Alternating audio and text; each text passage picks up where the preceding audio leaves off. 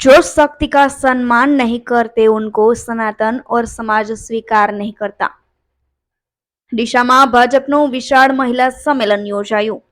લોકસભાની ચૂંટણીમાં વડાપ્રધાન નરેન્દ્ર મોદીને ત્રીજી વખત દેશનું સુકાન સોપાન માટે થઈને આજે ડીસામાં મહિલા સંમેલન યોજાયું હતું, જેમાં ભાજપ મહિલા મોરચાના અધ્યક્ષે વિપક્ષ પર પ્રહાર કરતા જણાવ્યું कि जो शक्ति का सम्मान नहीं करते हैं उनको सनातन और समाज कभी भी स्वीकार नहीं कर सकता।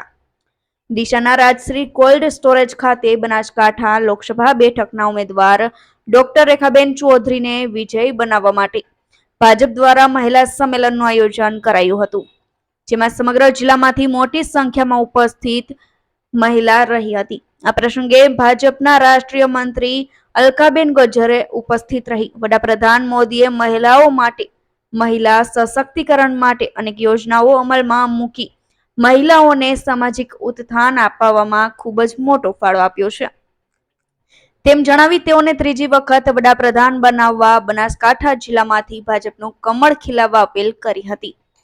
જ્યારે વિપક્ષ પર પ્રહાર કરતા તેમણે જણાવ્યું હતું कि जो शक्ति का सम्मान नहीं करते शक्ति का अपमान करते हैं उनको सनातन और समाज कभी भी स्वीकार नहीं करता। જ્યારે ભાજપના ગુજરાત પ્રદેશ મહિલા અધ્યક્ષ ડોક્ટર દીપિકાબેન સરડવાએ મતદાનના દિવસે મહિલાઓને સૌપ્રથમ મતદાન કરવા જણાવ્યું હતું।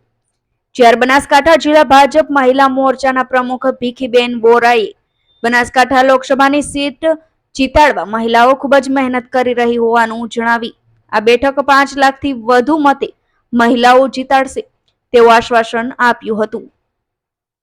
મહિલા સંમેલનમાં પ્રદેશ ઉપાધ્યક્ષ અને ઉત્તર ઝોનના પ્રભારી અરુણાબેન ચૌધરી, ગુજરાત પ્રદેશ મંત્રી નૌકાબેન પ્રજાપતિ, ભાજપના જિલ્લા અધ્યક્ષ કીર્તિસિંહ વાઘેલા, ડીસાના ધારાસભ્ય પ્રવીણભાઈ માળી, પાલનપુરના પૂર્વ ધારાસભ્ય રેખાબેન ખાણેશા, મહામંત્રી સંજયભાઈ બ્રહ્મભટ્ટ, ડીસા નગરપાલિકાના પ્રમુખ સંગીતાબેન દવે, ડીસા શહેર ભાજપ પ્રમુખ રમેશભાઈ દેલવાડિયા તેમજ સહ ઇન્ચાર્જ આશાબેન પટેલ, અવનીબેન આલ, જિલ્લાના મહિલા મોરચાના પ્રભારી ઉષાબેન તથા જિલ્લા મહિલા મોરચાના ઉપપ્રમુખ પૂજાબેન ઠક્કર, જિલ્લા મહિલા મોરચાના મહામંત્રી કોકિલાબેન પ્રજાપતિ, બેલાબેન મેવાડા સહિત મોટી સંખ્યામાં મહિલાઓ સાથે media cell in-charge Kantilal Lodha સહિત પત્રકાર મિત્રો ઉપસ્થિત રહ્યા હતા।